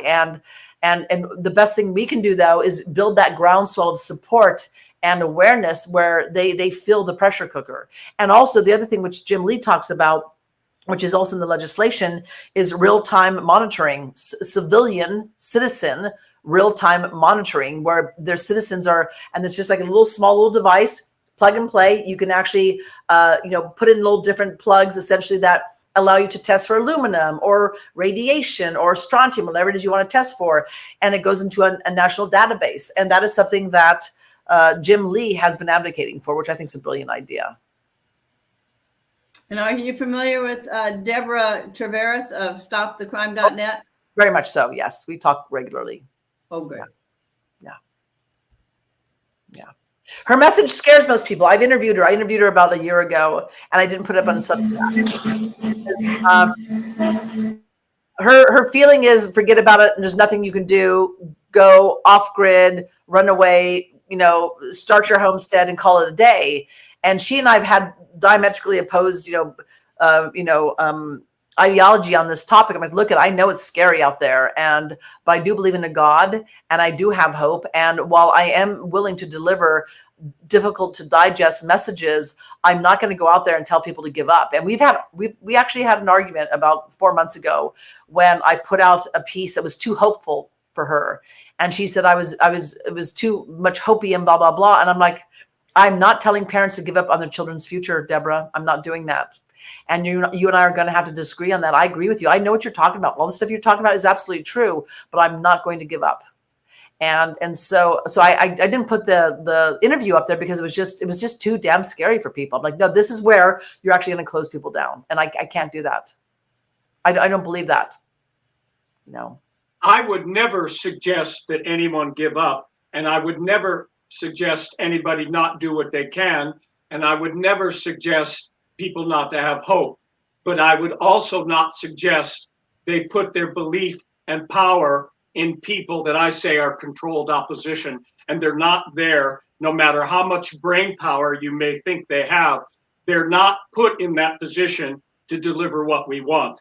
I believe they're put in position to continue the same old, same old. So that would be where I disagree. I would never suggest give up or not have hope. I wasn't thinking you were. And I have to tell you, you might be right. That's where I'm praying. I hope to God that you're not. Because I know about controlled opposition. I've been up against controlled opposition on the local level, and it's a real thing. And I know about the Khazarian Mafia. I know about the 13 families. I know about the Black nobility. I know about the Jesuits. I mean, I know the Masons. I mean, we've got the number 13 Masonic Lodge here about 3 blocks from me. I know about all of that. But I know about that. I hope and pray they will take that. In the meantime, I'm working on the grassroots level. That's all I can do. That's all I can do. I think Well, that's and, really and the thing about that, Reinette, is by doing that, when other factions come in and shed the light to where, as we shed the light, then the dark is exposed. And that is starting to happen. And so when that does, and you are already there with the grassroots, then it's already in place. That's right. So it's a very important thing that you're doing. And I want to say something too about planting seeds. So I know Bobby Kennedy. I've met him a few times. I've been in we did like Facebook protests together, and we had dinner with him and this and that. I met him at Defeat the Mandates and so on. And you know, my whole entire running for governor campaign, which he was very familiar with, was about the 7th generation principle and about the children.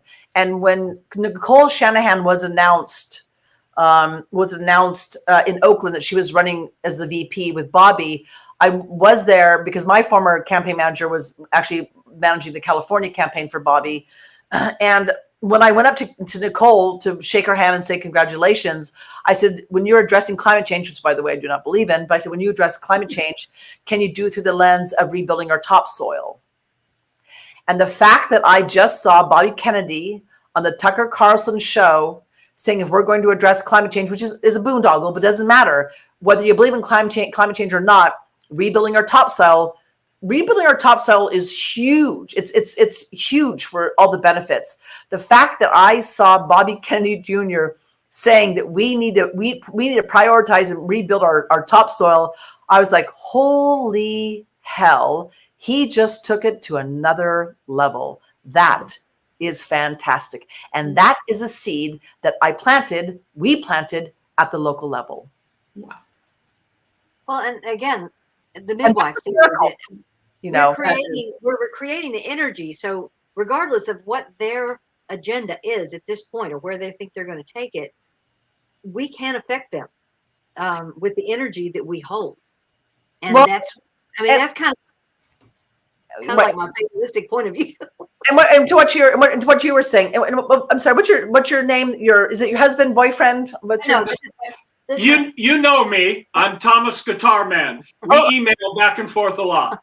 Okay, fabulous, Thomas. Great to see you. So I want to say this: whether or not Bobby and those guys are control opposition, I don't know. But the fact that rebuilding our topsoil is now going to be getting national attention and make people go, "What?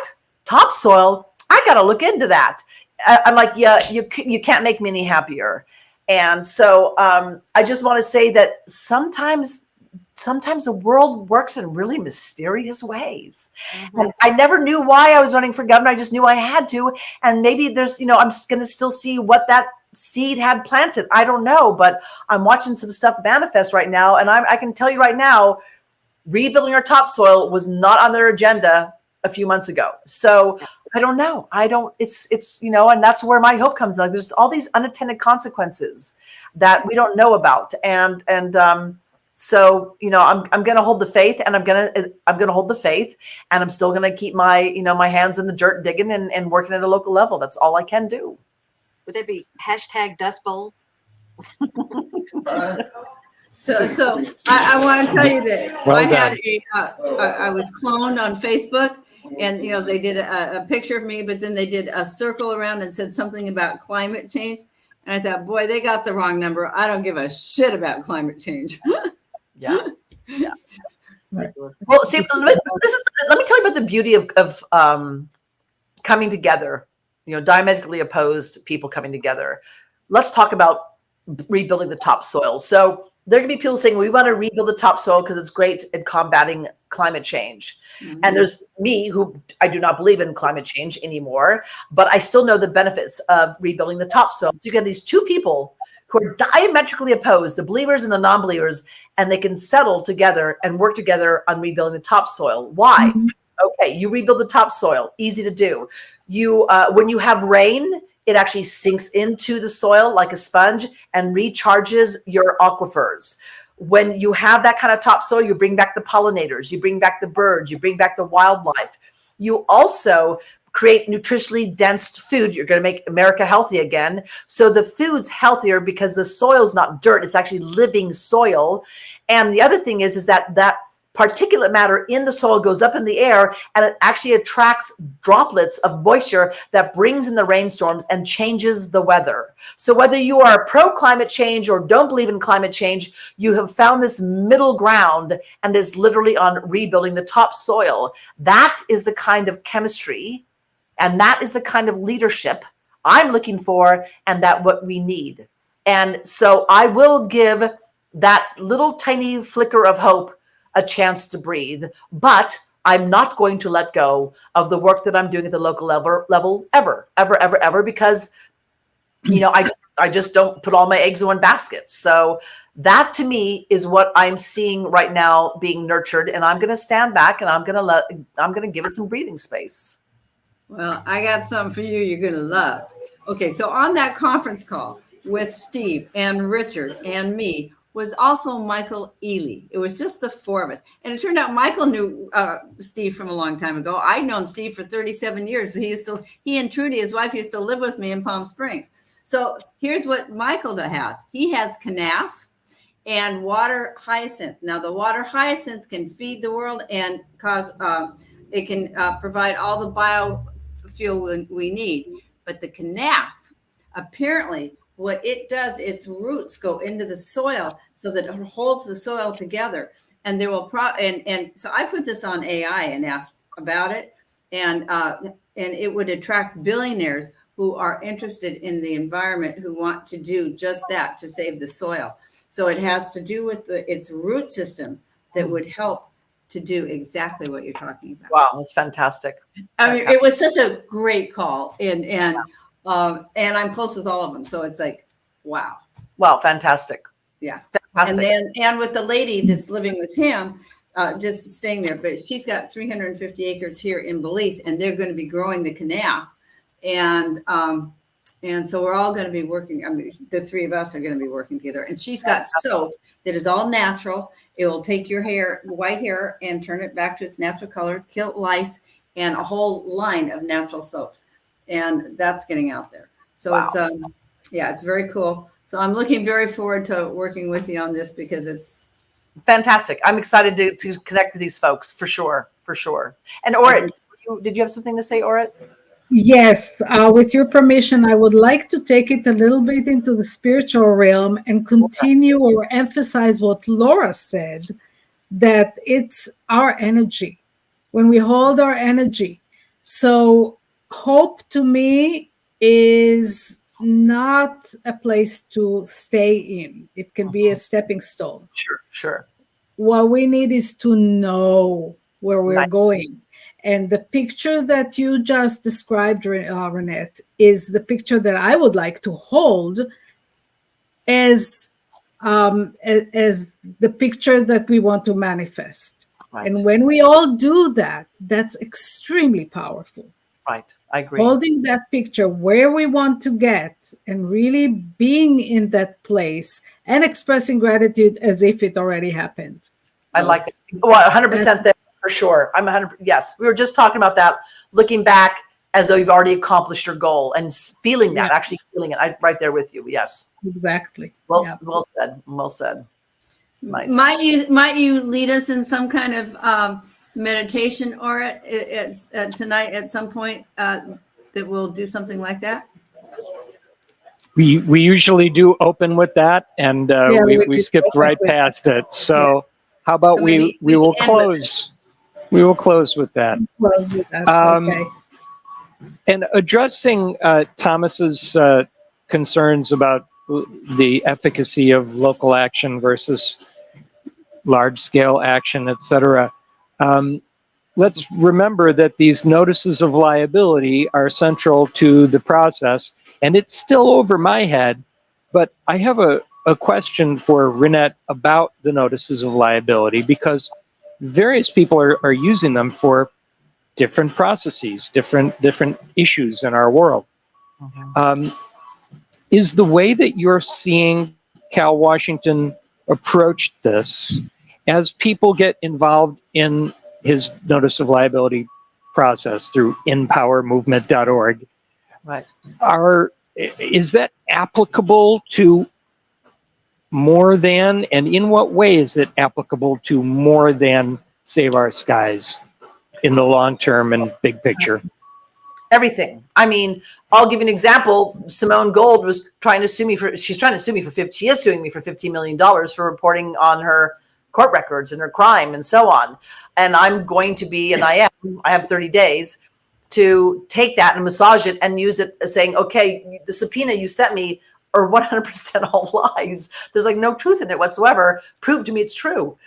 So yeah, it can be used anywhere. And so what Cal is doing is specific to things that are causing harm to us. But what this gentleman, David Jose, who I'm also studying through, really is teaching us is that we have been removed out of the constitutional realm and out of the constitutional courts. And we've been put into these kangaroo courts, right? Legislative courts where there's statutes and there's traffic courts and, family courts and blah, all these different courts where there's no court of record, there's no, jury of your peers, all these things that are required by the Constitution.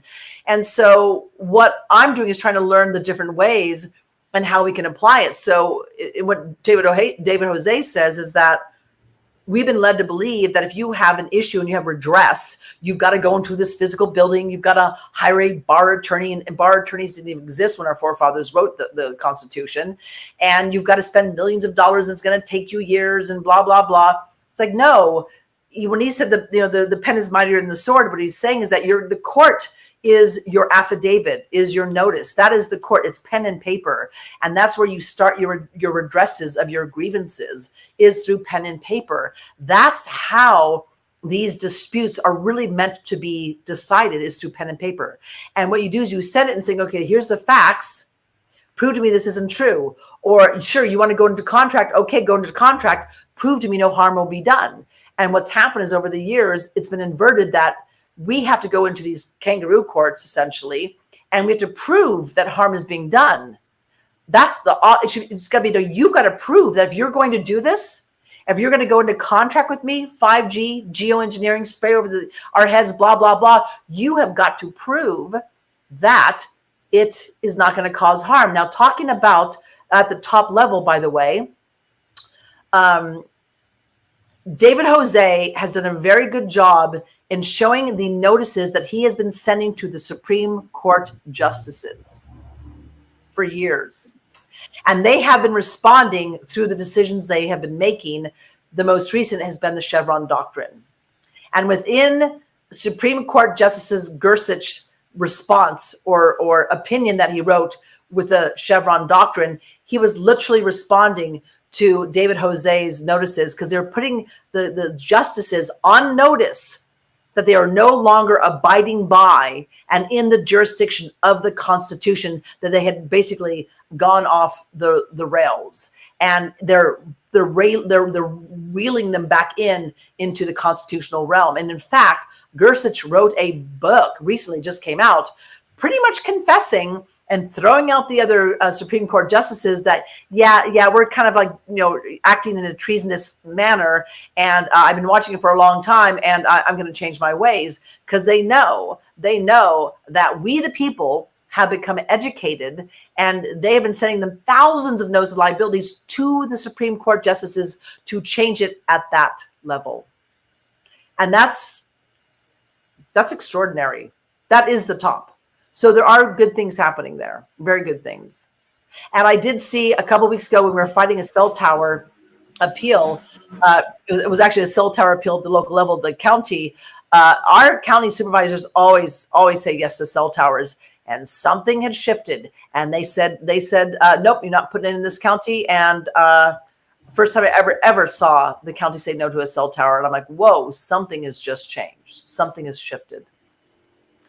Wow. Yeah. Amazing. Yeah.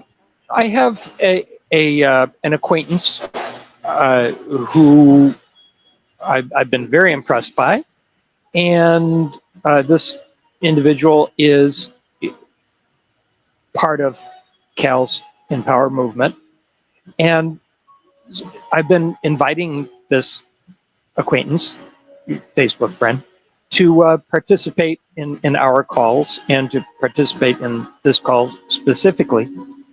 And this individual was saying, well, Cal's got this. He's got this handled. He's got a big movement. I'm in that one, and I don't need to do anything else.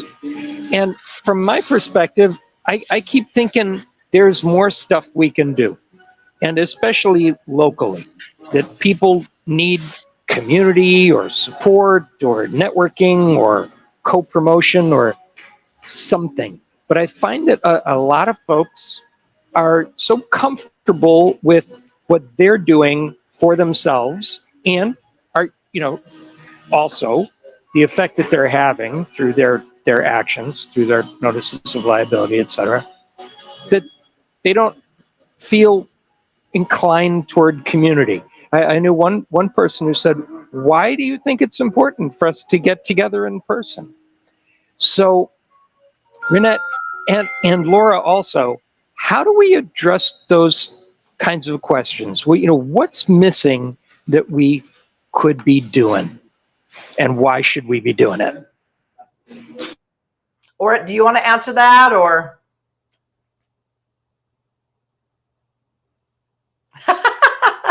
Why is it important? It's everything. Human beings are social creatures. Yeah. We need to be together. We need to touch, to hug, to speak face to face. And I have to admit that I have become a hermit in the last, not only since COVID, before COVID. And I'm very comfortable in my house with my dog and iguana, and I'm very happy here.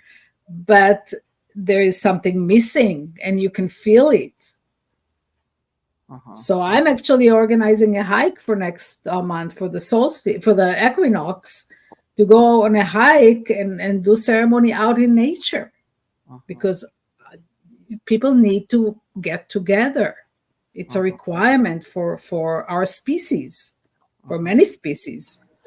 Yeah, part of the game acted against those of us truthers who knew what was going on, because I wasn't going to go put a mask on. I wasn't going to go get jabbed to go to a concert or to go to a bar. Are you kidding me? And so, again, we got out of the habit of going places. We got out of the habit of talking to people in the nice way that we maybe disagreed with.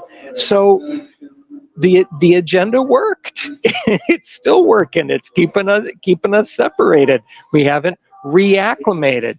And I'm just beside myself with the guys. We have this great opportunity. Instead of complaining about Drag Queen Story Hour, we could have been putting on our own stuff. Yes, with our own story. Holistic messaging and holistic products, and pulling our people together and saying, you can't come in if you got jabbed. You're not allowed in with a mask. We want to see your face. We want to see your smile.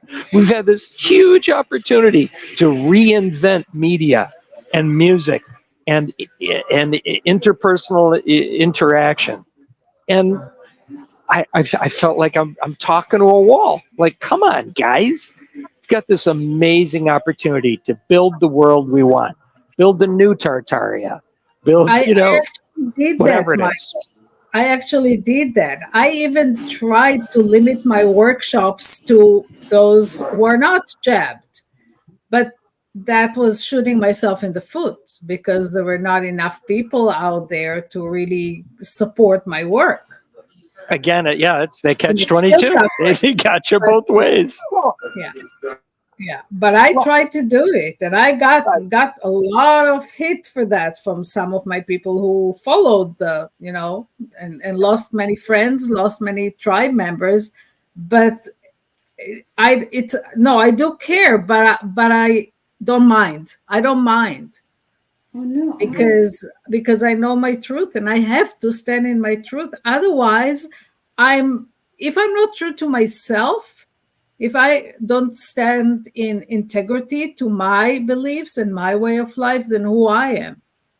Then who I am to even teach people about spirituality? It's ridiculous. I have to stand in my truth. Exactly. May I say The something? single most destructive thing I can see that is separating everybody, changing human nature completely and destroying our collective health is the cell phone. I don't have one.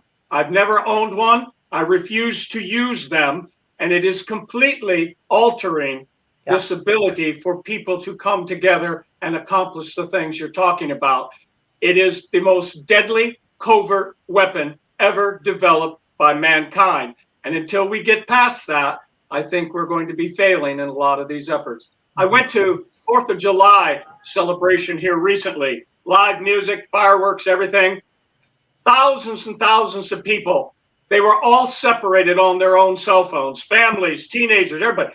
Nobody was involved in this thing as a collective human gathering. They were all separate on their devices. It was absolutely horrifying. But I see that everywhere. Yeah. So I think that's one of the main weapons being used to separate us from accomplishing these things you're mentioning. Yeah, you're spot on. The phone is, in fact, well, Michael can tell you, people can't get a hold of me because I don't have my phone on all the time. I don't take it places. I don't use it. It's horrifying, and I'm seeing they're totally addicted. They're just addicted. It's horrifying. It's horrifying. Yeah. But you haven't thrown it away yet. No, I haven't thrown it away. No, but I mean, yeah, I mean, exactly. The thing is, this is that, I mean, really, I've got a landline so people can actually reach me because I don't have it on, even in my own house, right? I don't take it with me when I go out. I've got it here, but you can talk to my partner. I take her off because she can't get a hold of me. So that's why I have a landline now, is because I'm just like, I don't want to, I'm EMF sensitive as well. So I just don't have it on. And because I don't want to be exposed. I'm all Ethernetted in, no Wi-Fi. I just don't, it's a weapon. You're right. I know it's a weapon, so I don't want it on.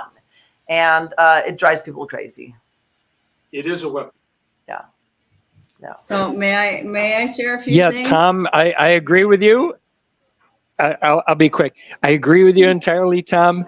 And also, it's my best tool. Damn it anyway. You know, I'm talking to you on one phone and I got another one here. And they're my best tools. They're my best production and communication tools. What do I do without that? Now, we could have, and we still might be able to, I'm told, tune the frequency better so it's not so unhealthy. But also, I would say that television as a whole is even worse. And if you combine television and music and movies, and those are my tools. My dad was in advertising. He worked for Zenith, the American TV company, from age 25 to 65. He was in advertising. He didn't know he was promoting and selling tools of brainwashing and genocide. He had no idea. But now we know. We can use, for now, we're in this funnel out to the new world that we will create. But for now, we're stuck. We're a little bit habit bound to use those tools that we have in order to get the message out there. So I'm with you, and yet I'm not there yet. Just have to take it back. Well, that tool is melting down the DNA in everyone's brains. So if we continue to do that, we're going to have a hard time accomplishing these noble efforts. Mm-hmm. You know, I'm going to relay a story. I went to Hurricane Katrina a couple times after it happened. The first time just about a month after it happened. And then again, a few months later, I brought my camera. And I captured amazing stories. And time and time again, I had people saying to me, and this is when the Xbox was really big. I had people say to me, and this was shocking because the level of devastation, right? I mean, the homes are gone, the churches, the gas stations, the stores, it's just all you saw were concrete block steps to a house that used to be there. I mean, whole lives and communities were devastated. And time again, I had parents say to me, Hurricane Katrina was the best thing that ever happened to our family because it forced the kids to put down the Xbox and we actually were a family for the first time. And to say that and that level of devastation spoke so clearly to what you were talking about. And that wasn't even the smartphone. That was the Xbox. And the smartphone is like on steroids. But to be frank, I think that there's a darn good chance that we could easily have a down power grid scenario for a few days, for a few weeks, for a few months, I don't know what. And 10 days. It's coming up. It's for 10 days. I would expect during that time, it would probably be the first time that children will look up and actually see their parents' faces. That is planned. That is absolutely a plan that's been openly admitted. So they're going to take this away after everyone is now dependent and addicted to it. They're going to take it away. That's a plan, openly admitted. Yeah. I'm gonna. For me, it has brought me together with the world, rather than separate. That's all in your consciousness. It's however you choose to have that be for you. For me, it has been. It's brought me to you guys. It's brought me amazing things. So now I'd like to share with you two things.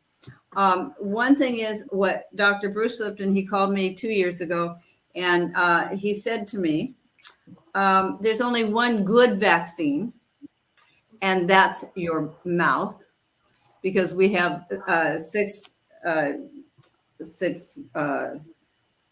tonsils that are our first line of defense. But he also said those who took the vaccine, he said it is the culling of the herd of people that are not in harmony.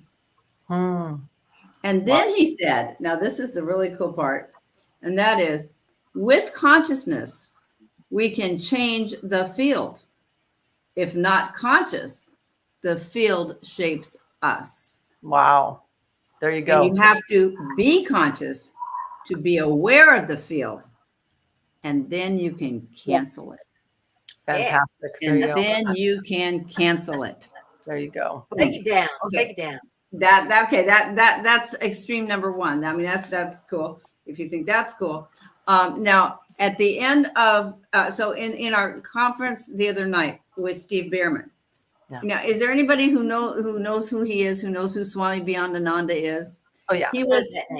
He's a comedian that does puns, and he used to wear a clown afro, multicolored, and he would do funny puns. And now he wears a turban, but he's still doing very politically oriented puns.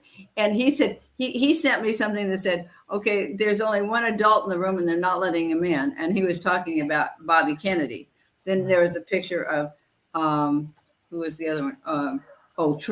So then Trump was the adulterer, and then Biden was the adulterist. And it just showed this kind of like stupid face on Biden. Okay, but and so then what he said. Now remember, he co-authored Spontaneous Evolution, and he said what came out of that, and this was in our talk the other night, and that what came out of that was that there are three types of evolution. And one is that we have to have the intent, we have to have the awareness, evolution of awareness. Well, we have the awareness. We know we need to do something. And then there's the evolution of intention. Well, we have the intention now. We're working on that one. But the third one was, and what turns out to be missing, the evolution of what's missing, is that we are we are separate from ourselves. We're separate from each other. Thus, we are separate from God and separate from our soul. And that put it all together. And we just went, wow, Steve, that was like the elevator pitch of elevator pitches. And at the same time, I had just sent to Earthstock, because this was all about doing Earthstock Summit, which was just finished. It was a week-long thing that was supposed to be about solutionaries coming together and creating real solutions. They didn't do that. But in the background, it was the catalyst for me to be able to get that to happen. So that is still happening in the background. I'll share that with you sometime. But what I had sent to them, because I was uploading the videos to them, we had a film festival. The first one I sent was an interview with Bruce Lipton by some young kid, I forget his name. And he was saying the same thing that Steve was, about the fact that we are, and it's become the norm. It's become the norm to think we are separate. And that's the important thing. And hey, there's my. Yeah, it's a perception as Oh, I opposed turned that to on. reality.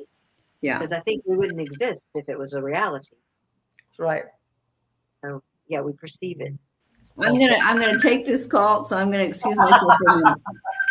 The irony. 13. How long are we going to go, Michael? Turn it up. We will wrap up within 10 minutes. How's that sound?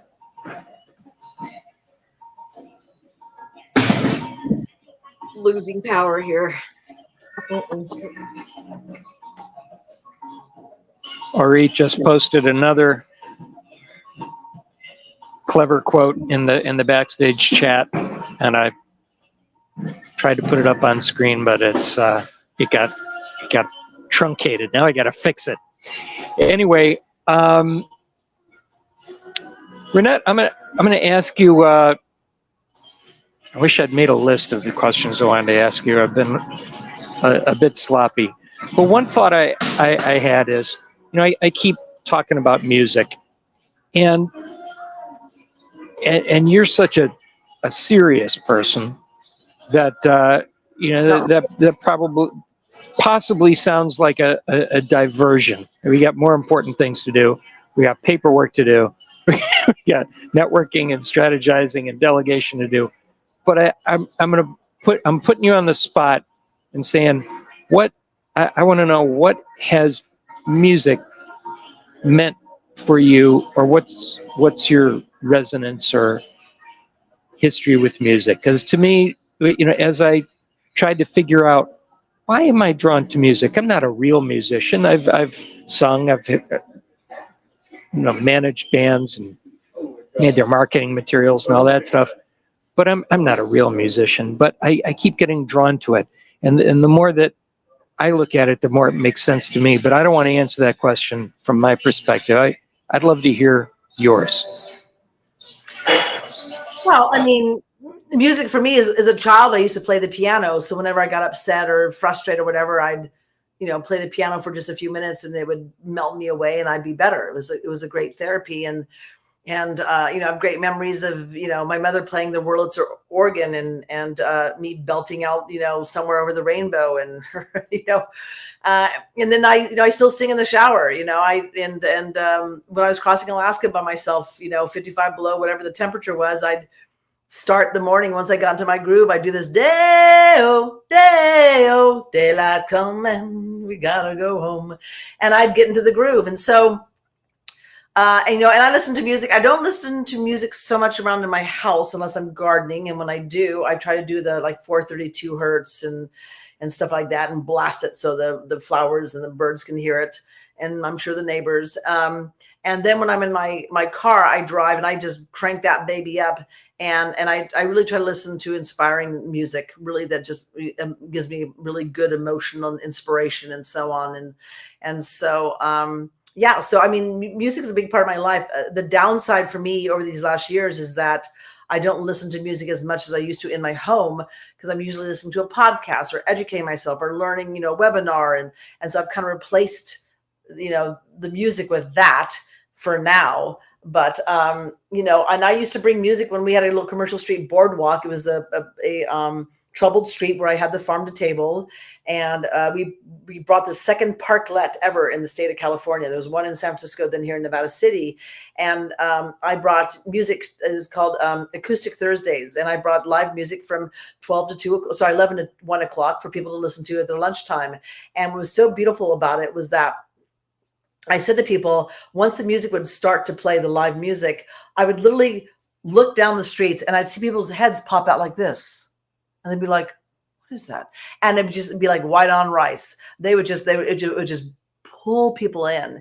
And I saw what music did. So music is, it's actually very spiritual for me, but I tried to bring music to my community a lot. In our farmers market, we had music at the top of the street and the bottom of the street. And that brought in the children, that brought in the parents, that brought in this really beautiful slice of our community. It was really representative of what our community was. And yeah, so I, and I don't, people ask me, what do you love? Who do you listen to all the time? And what's your favorite songs? I'm like, I don't know all the words. I don't know all the songs. And I don't know all the bands. I said, I just know when I'm moved by it. And that's all I really care about. Oh, that is just delightful to hear. That's the perspective I needed. All yeah, right. as I looked at it, and likewise, getting the frequencies right, getting the ASDR envelope right, the attack, sustain, decay, release envelope right. Music has been weaponized against us, and yet we are music. Everything is frequencies. Everything is resonance. We're either in harmony or cacophony, and the system has been cacophonizing our world. So I'm dedicated to get that right. So likewise, I'm not listening as much because so much of it is, I've come to realize, more toxic than I had any idea. So now I've steered away from it, but I'm still always looking for the good stuff. I've been making a list of karaoke songs and things that can be rewritten and remixed, and it's part of my mission. Awesome. I am a real musician, thank you, Michael, and I'll send you a few songs for your theme song. There he is. Beautiful. Thank you, Tom. I love it. I love it. Yeah, I think we can find people that have found themselves lost in the last few years and are looking for community. There are so many of us. I find it's ubiquitous that the bright lights have been surrounded by encroaching darkness, and those who can rise above past it, we reach the next level and then find each other. So that's been my mission, and with you and yours, everyone on this screen and all your associates, we can do this, and it can keep going. Any closing thoughts from anyone, and then I'll bring it to Orit and then to a close. Angela, please. Yeah, I just have a question. I'm going to bring you back to the EPA here. I've worked with the EPA here in Maricopa County for quite a few years, and it seems that they kind of just shovel stuff underneath the rug, and they don't do much about it. What's your opinion on how we get them to do something? I think notices of liability. That's what David Jose is very good at. David's really good at going after those agencies in the government. And so it's their job to protect us, and they're absolutely not doing their job whatsoever. Okay. Yeah. And you got to put the people who are sitting on the boards, you got to make them personally liable. You got to put them personally on notice. Yeah. Okay. That's I was just wondering because, like I said, I've worked with the EPA here on a bunch of different issues. Where I live, there's chicken farm and things like that. Bill Gates has actually bought a bunch of the land where I live, and a bunch of different things. So there's some. You've got to give them a chance. You've got to give them a chance to you got to put them on notice and say, okay, here's your chance to change your ways. And then if they don't, we can put them on notice about, okay, here's geoengineering, here's the rain results, here you go. And then at that point in time, if they don't do it, then you can make them personally liable and put them on notice. Yeah. And David Jose has had a lot of success. Okay. So it might be an opportunity for me to maybe, talk to the community or put people on notice because it's coming to the point to where they're allowing things to happen that's not okay at all. I mean, considering they're dumping blood into the canals from the chickens, they're allowing waste to go into the environment. We have a nuclear power plant here. We actually have 46, I think, power plants here. That's hydrogen. They're building more solar fields all the time. We have gas power plants here. There's so many things going on that it's almost becoming ridiculous.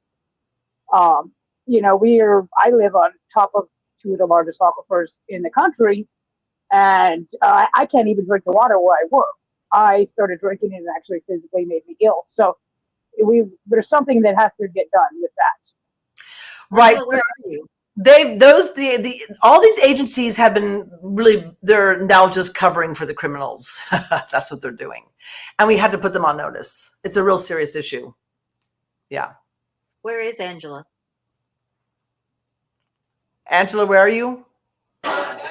She is in Tonopah, Arizona, which is Maricopa County. And, you know, there's been a lot of action in Maricopa County. So Angela's been going through some amazing transitions and is one of the strongest, most multi-dimensional souls we know. And you'll learn about some of the stuff that Angela's already done and will be doing. She's a little powerhouse. Don't let her current job fool you, folks. She's in disguise, undercover. All right. Any more questions and thoughts from anyone? Thomas, Laura, anyone?